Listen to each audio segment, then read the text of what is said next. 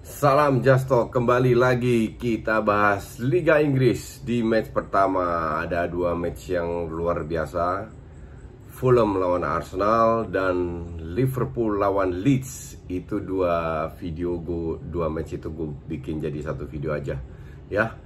Terus kalau kalian lihat ini di belakang di TV gue, itu pertandingan Eredivisie yang disiarin oleh Mola. Terima kasih Mola sudah sharing Eredivisie, bikin gue seneng bisa nonton klub gue FC Utrecht. Tapi kalian mungkin gak begitu kelihatan ya di sini. Itu ada penontonnya. Jadi penontonnya pun juga jaga jarak lah. Antar penonton itu 2 meter. Gak bisa kelihatan, tapi at least lebih seru lah. Kalau nggak salah boleh sekitar 5.000 atau tergantung kapasitas stadion 5-7.000 lah boleh penonton. Dan at least lebih seru. Semoga di Inggris juga begitu, ada penonton tapi yang jaga jarak lah, karena pertandingan tanpa penonton itu nggak banget. Oke, gue mulai dari dari Arsenal. Oke, kalau kita lihat Arsenal, Arteta mengatakan gue pengen bermain dengan 4-3-3, tapi harus ada satu playmaker. Coutinho nggak datang, akhirnya Awar diincar tapi nggak ada duit atau kemahalan atau nggak ngerti lah. Intinya nggak ada playmaker, Özil nggak dipakai, jadi mereka tetap bermain dengan 3-4-3. Hanya Ceballos nggak dimainin, tapi Elneny, dan sangat berhasil. 3-4-3 harus dikatakan di 12-15 menit pertama itu Fulham lebih mendominasi loh. Itu Fulham lebih mendominasi pertandingan. Tapi di sisi lain, kalau lu lihat Arsenal bermain di bawah Arteta setelah liburan panjang ini, bermain juga 3-4-3, itu pun terjadi. Lawan pertama-tama yang pegang bola, oke? Pegang bola, tapi karena disiplin yang luar biasa dan juga kekompakan di lini tengah dan lini belakang,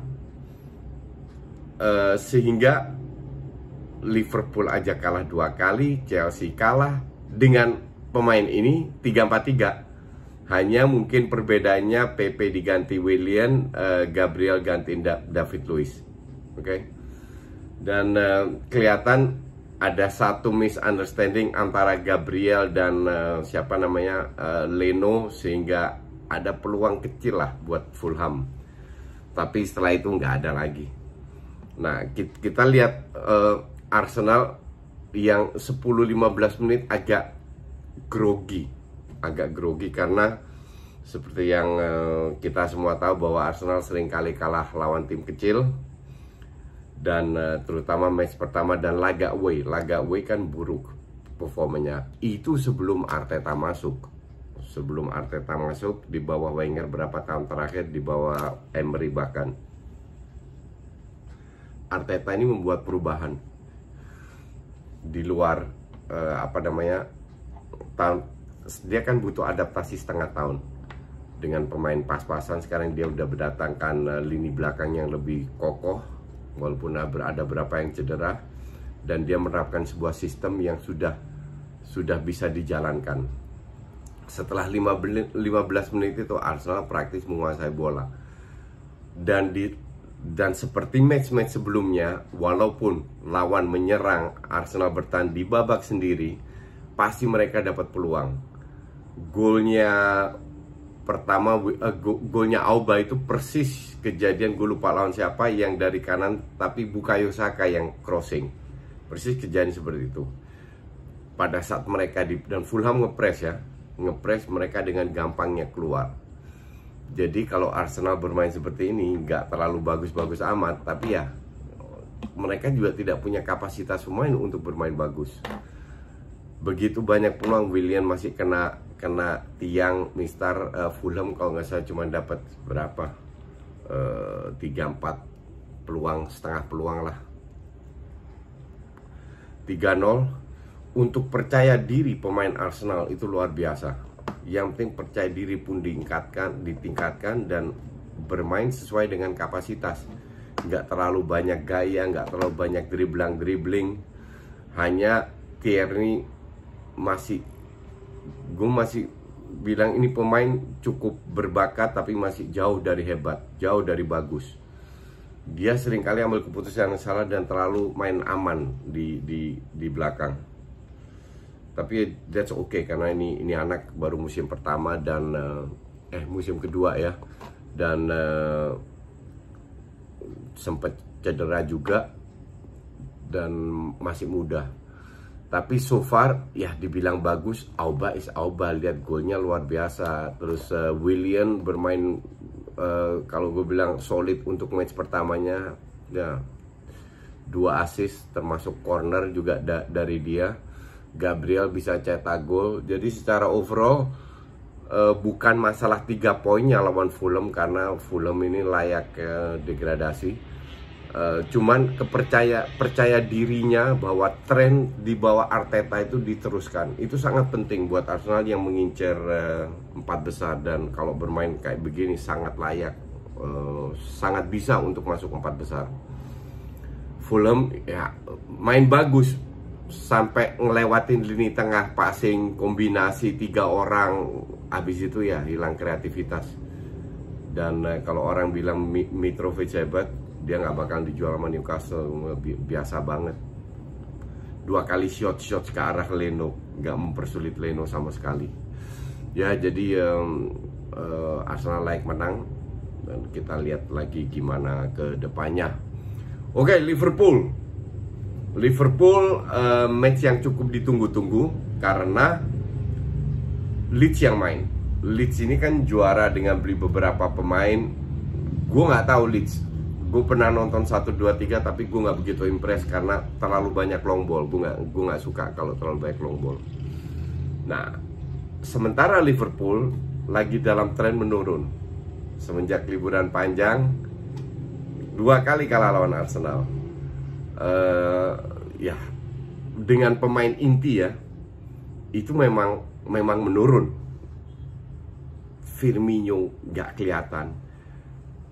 Alexander Arnold jauh dari performanya. Bahkan Van Dijk yang nyaris sempurna, nggak pernah bikin kesalahan, tadi bikin kesalahan.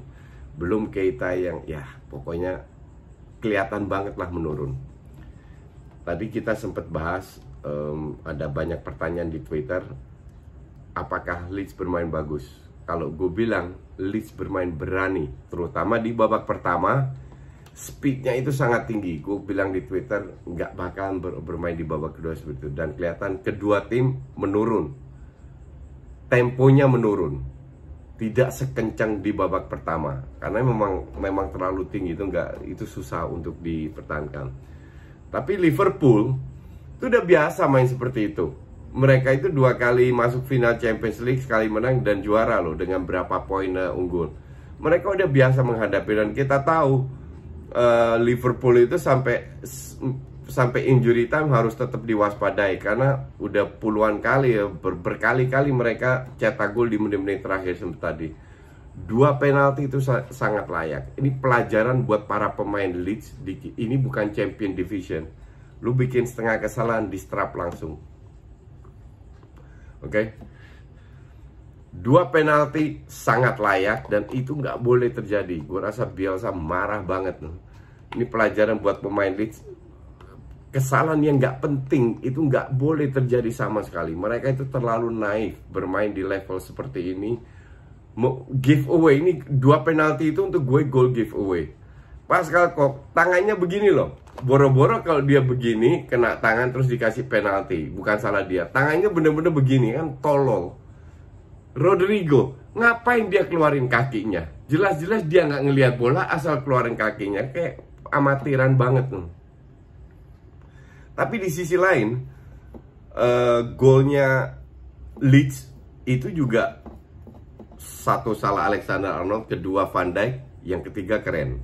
Yang ketiga itu bener-bener true pass, akurasi tinggi lewat tengah di finish. Yang ketiga itu keren. Itu mungkin gol yang bisa dibilang sesuai dengan instruksi atau gol yang dilatih. Tapi kalau kita lihat dari 7 gol ya, 6 gol itu bisa dibilang either kesalahan individu atau skill individu. Kayak golnya Salah itu skill individu. Gol ketiganya Leeds itu skill individu. Gol pertamanya Leeds yang ngelewatin Alexander Arnold.